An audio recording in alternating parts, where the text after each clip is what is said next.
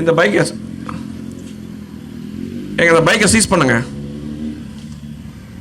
Traffic warden SI, அந்த பைக்கை cheese பண்ணுங்க. சைலன்சர் ஆல்டர் பண்ணிட்டு வருது பாருங்க. இந்த மாதிரி பைக் இருந்துச்சுன்னா தயவுசெய்து இப்போ வெளியில் வந்துடுங்க. இருசக்கர வாகனத்தின் சைலன்சர்களை மாற்றம் செய்து அதிக சத்தம் எழுப்பியபடி வந்த வாகனத்தை பறிமுதல் செய்ய மேடையிலிருந்தபடியே போக்குவரத்து காவல் துணை ஆணையர் உத்தரவிட்ட காட்சிதான் இது.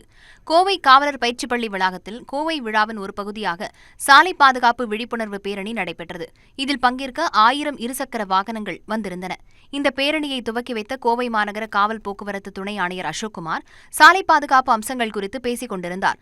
அப்போது சைலன்சர்களை மாற்றம் செய்து வாகனம் ஓட்டுவதை தவிர்க்க வேண்டுமென துணை ஆணையர் பேசிக் கொண்டிருந்த போதே அதிக சத்தத்துடன் வாகனம் ஒன்று நிகழ்ச்சி நடைபெறும் இடத்திற்கு வந்தது.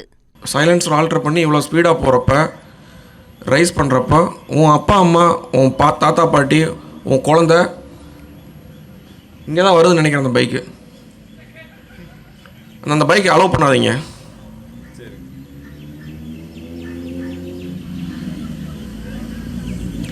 இதுதான்